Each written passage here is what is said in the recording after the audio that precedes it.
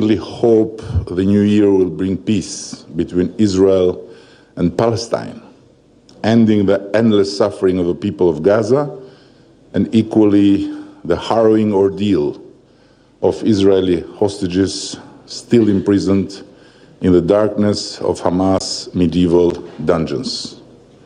Albania is a staunch believer in the two-state solution. But let me be clear, no enduring resolution is possible with Hamas in the picture. Expecting peace under their influence would be as naive as attempting to rebuild Europe post-World War II alongside SS battalions. We cherish our strong alliance and friendship with the United States. I wish that the new year, coming after the longest and maybe the most fought campaign in its remarkable history of democratic battles, and with a new president in the White House, will bring new opportunities to strengthen further our bonds. This has been a landmark year for Albania.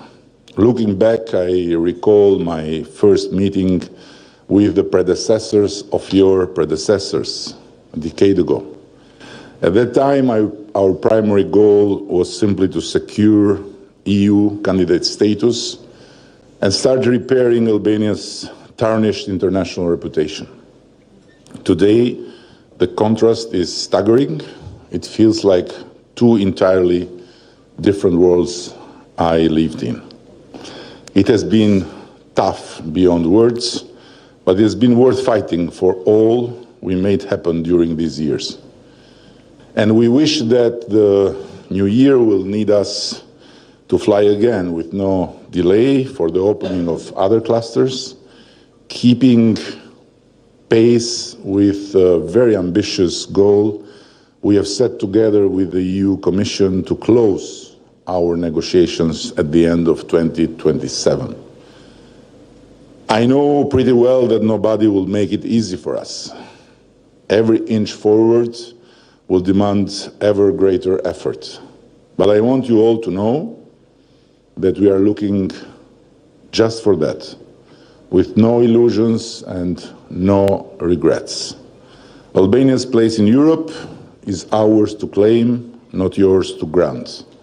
It is our duty, and ours alone, to light Albania's yellow star in the Union's blue sky.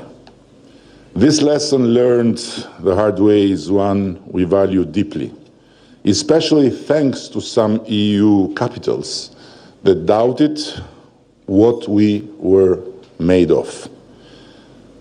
For you have all heard the expression, an ambassador is an honest person who has to lie for the sake of his country. I do remember the awkwardness of some of your predecessors who had to constantly spin the vetoes or delays imposed on us after the Commission's recommendations to start accession talks with Albania. It wasn't easy, to put it mildly, but it was an incredibly useful learning curve and also an infuriating source of motivation to prove their capitals wrong. I'm not sure we would have grown up to the final task as much as we did if it didn't go that way. So you understand that my thanks above were sincere, and I mean it, as it couldn't be more sincere, the special friendship that was built exactly through that frustrating way between me and the actual NATO Secretary General, a man of liberal bluntness, Dutch ruthlessness, and long prime ministerness.